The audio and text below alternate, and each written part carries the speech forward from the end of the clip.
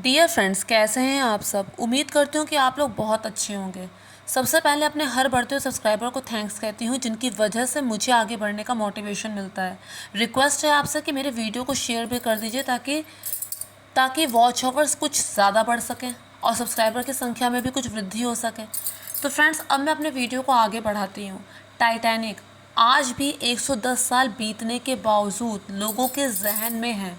भले कहानियों के माध्यम से लोगों को पता चला है, लेकिन ये आज भी लोगों के आकर्षण का केंद्र बना हुआ है। जो भी इसके बारे में सुनता है, उसकी आंखों के आगे एक चित्र ज़रूर आता है कि कैसा जहाज़ वो रहा होगा और लोगों पर उस दिन क्या बीती होगी। लोगों में आज भी इसका इतना ज़्यादा क्रेज़ है। इसके अलावा टाइटैनिक पे मूवीज़ भी बनी हैं जो उस दिन को, उस घटना को बखूबी दिखाती हैं, बताती हैं। लगभग 1500 लोग मारे गए थे इस हादसे में, इस डिसास्टर में। क्या हुआ था ऐसा? कौन जिम्मेदार था? क्यों ऐसा हुआ? क्या इसे रोका नहीं जा सकता था? इतने बड़े लग्जरियस जहाज़ को तो बना दिया जो किसी 5 स्टार होटल से कम नहीं है, लेकिन सुरक्षा का ध्यान क्यों नहीं रखा गया? ऐसा क्या हुआ था उस दिन? 10 अप्रैल 1912 टाइटैनिक, दुनिया का सबसे बड़ा लग्जरियस जहाज, अपने पहले सफ़र पर निकलता है। इसे जाना था इंग्लैंड से न्यूयॉर्क, और इसमें सारे इंडस्ट्रियलिस्ट होते हैं, एक्टर एक्ट्रेस होते हैं, बिजनेसमैन होते हैं, बड़ी बड़ी हस्तियां होती हैं। इसके अलावा इसके जो चालक थे, इसके जो कैप्टन थे, वो एक अनुभवी व्यक्ति थे, 62 वर्षीय कैप्टन एडवर्ड स्मिथ। कॉन्फिडेंस था उन्हें, बल्कि यूँ कहूँ ओवर कॉन्फिडेंस था कि ये जहाज़ तो डूब ही नहीं सकता। इसमें जो लोग यात्रा कर रहे थे वो इतने ज़्यादा एक्साइटेड थे। सिर्फ लोग ही क्यों कहूँ, क्रू मेंबर भी तो एक्साइटेड थे कि इतने लग्जरियस जहाज़ में वो लोग यात्रा कर रहे हैं, इसे चला रहे हैं। फिर क्यों ये उत्साह धुआं धुआं हो गया? ये जहाज़ 269 मीटर लंबा था, 50 मीटर से भी ज़्यादा ऊंचा था। उस ज़माने में इसे बनाने में $7.5 मिलियन लगे थे। 5 स्टार होटल को मात दे रहा था। स्टेन्ड ग्लास की खिड़कियाँ थीं, ऑर्नेट वुड पैनलिंग थी, 2 ग्रांड स्टेयर केसेस थे, जिम था, टर्किश बाथ था, 4 रेस्टोरेंट थे, हीटेड स्विमिंग पूल था, 2 बार्बर की शॉप थी। और ये जहाज़ जिस मटेरियल से बना हुआ था, ये तो डूब ही नहीं सकता था। बनाया था इसे वाइट स्टार लाइन के चेयरमैन ने, एएस फ्रैंकलिन, उन्होंने इसे बनवाया था। 12 अप्रैल 1912 को अटलांटिक ओशियन पर ये जहाज़ तैर रहा था।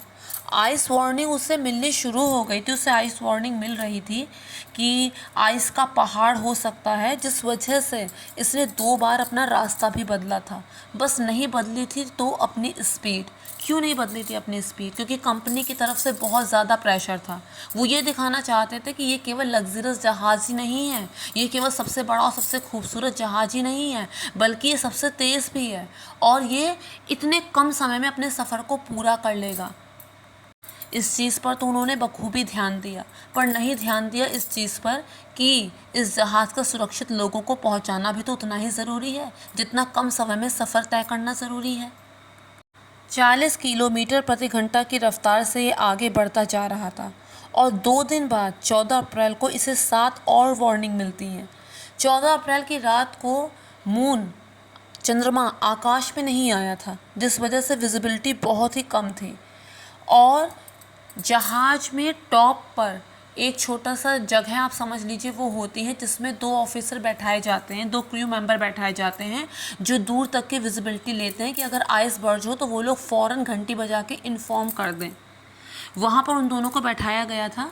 लेकिन उस रात एक तो इतनी भयानक ठंड थी, इतनी भयानक ठंड थी कि उनकी आंखों से लगातार पानी आ रहा था। धुंध के कारण विजिबिलिटी क्लियर नहीं थी, मून का नामो निशान नहीं था, तो इस वजह से उन्हें वो ह्यूग आइस बर्ज बहुत टाइम बाद पता चलता है। अब यहाँ पर बार बार बात आ रही है कि खाली आइस बर्ज ही तो टकराया था, क्या आइस इतना तेज़ होता है कि इतने बड़े और इतने विशाल जहाज़ को उसने काट दिया? तो फ्रेंड्स, यूँ तो लकड़ी कभी मेटल को काट नहीं सकती, लेकिन जब उस लकड़ी के पेड़ से कोई कार टकराती है तो वो भी तो चकनाचूर हो जाती है। वो एक विशाल आइस बर्ज था। अगर उसके बारे में बात की जाए तो वो 200 इंटू 400 फीट था, 1.5 मिलियन टन उसका वजन था, और वो जहाज़ से राइट साइड से टकराया था, बगल से टकराया था, आप कह सकते हैं कि फ्रंट राइट पर टकराया था। इसके अलावा जब वो टकराया था तो सामने का एरिया जिसे बो कहते हैं वो उससे टकराया था, और वो आइसबर्ग्स के साथ ही जहाज़ घसीटता हुआ चला गया।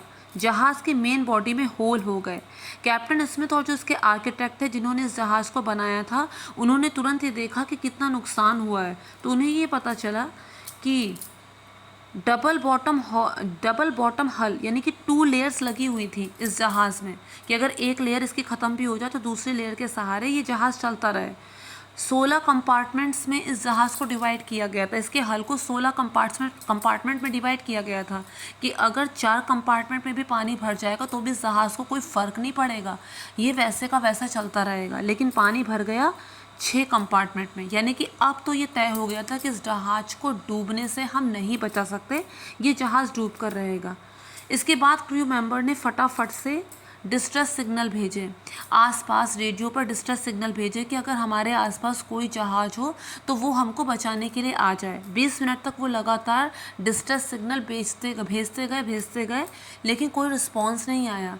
फिर एक रिस्पॉन्स आया, RMS कारपेथिया, एक जहाज़ जो 102 किलोमीटर की दूरी पर था, उसने रिस्पॉन्स दिया और कहा कि हम जाएंगे, हम बचाएंगे टाइटैनिक को, और उन्होंने तुरंत जहाज़ का अपने रुख मोड़ लिया। लेकिन इन्हें पहुंचने में बहुत टाइम लगना था। अगर वो टॉप स्पीड से भी चलेंगे तो 3.5 घंटे का समय, और तब तक जहाज़ डूब जाएगा। इसके अलावा जो बाकी के क्रू मेंबर्स थे वो लगातार क्रैकर्स जला रहे थे, रॉकेट्स फेंक रहे थे कि अगर आसपास कोई जहाज़ हो तो हमको देख ले, लेकिन उसका कोई फ़ायदा नहीं हुआ, और वो लोग मदद की उम्मीद लगाए ही इस दुनिया से चले गए। क्रू मेंबर पैनिक थे, कैप्टन पैनिक थे, लेकिन जो निश्चिंत थी वो थी पैसेंजर्स निश्चिंत थे। उन्हें लगा कि जहाज़ तो डूब ही नहीं सकता, यानी कि जब पहली लाइफ बोट उतारी गई उसमें 65 लोगों को बैठाया जाना था, लेकिन उतरे सिर्फ 28, क्योंकि उनको तो कॉन्फिडेंस था कि हम डूब ही नहीं सकते। सबसे बड़ी गलती।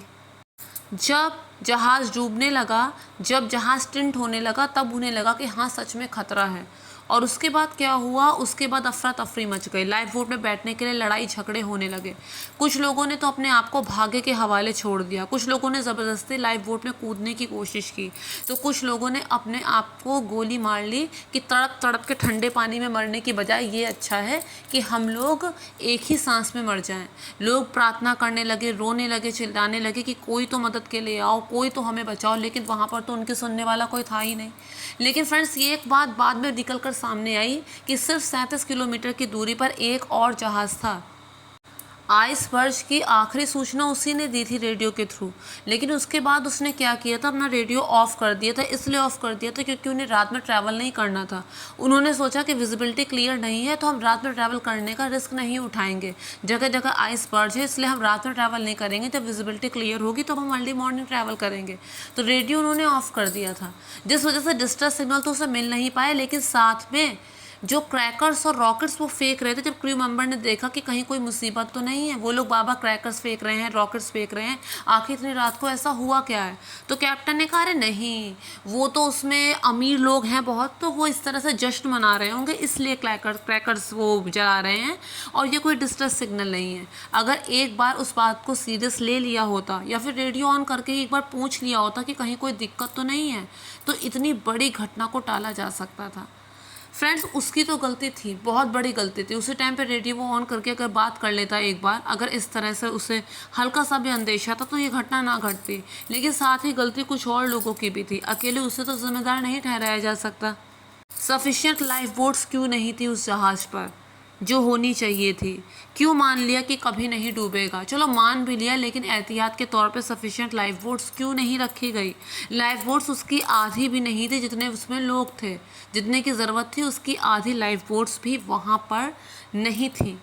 इसके अलावा जब लगातार आइसबर्ग्स की वार्निंग मिल रही थी तो तुमने क्यों नहीं अपनी स्पीड धीमी की? सेफ्टी ड्रिल क्यों नहीं था? एक इंसान सेफ्टी ड्रिल लेकर चलता है, लेकिन वो सेफ्टी ड्रिल क्यों नहीं था? और इसके अलावा जब सूचना मिली कि लेफ़्ट में टर्न करो, तो जो टर्न करने वाला था वो इतना ज़्यादा पैनिक हुआ कि उसने मिसअंडरस्टैंड कर लिया और वो उसके अपोजिट डायरेक्शन में राइट में टर्न करने लगा, यानी कि उस आइसबर्ग के और करीब हो। जब तक उसे इसका रियलाइज़ होता फ़ौरन उसने लेफ़्ट में टर्न करने की कोशिश की, लेकिन तब तक बहुत देर हो चुकी थी। अगर उसे पहले ही बात समझ में आ जाती तो शायद इतने सारे लोग मरने से बच जाते।